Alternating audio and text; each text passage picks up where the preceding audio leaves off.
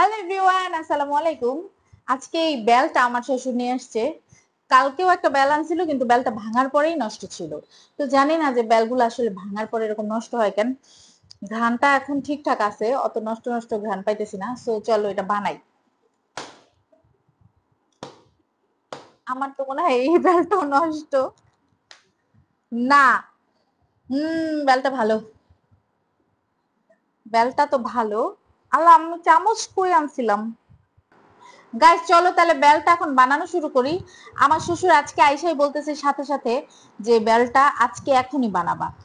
আর এই কয়দিন ধরে বেল আনতেছে, সবই নষ্ট সবই নষ্ট।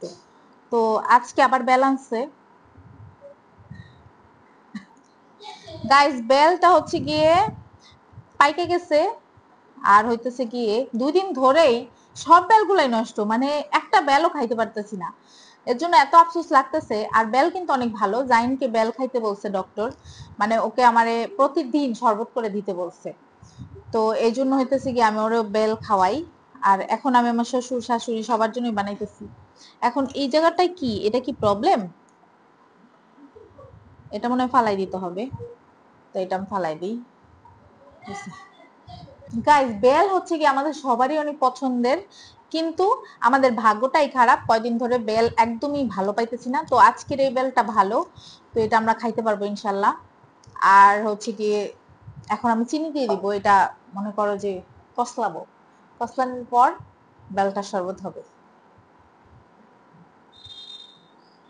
গাইস চিনি দেওয়া শেষ, এখন হইতেছে গিয়ে বেলের শরবত খাওয়ার পালা। দেখো বেলের শরবতটা কি সুন্দর কালার হয়েছে। তো আমি একটু খেয়ে দেখাচ্ছি তোমাদের। উম অনেক মজা। এখন এটা হচ্ছে আমি সবাইকে গ্লাসে করে দিব আর সার্ভ করে মানে সবাইকে খাওয়াবো, ঘরে যারা যারা আছে। গাইস তোমরা সবাই বেলের শরবত খাবা। জাইনের জন্য কিন্তু খুবই ভালো, বাচ্চাদের জন্য ভালো। তো তোমরা বাচ্চাদেরকেও খাওয়াবা, অনেক বেশি ভালো হবে ওদের জন্য। ডক্টররা কিন্তু বেলের শরবত খাইতে বলে।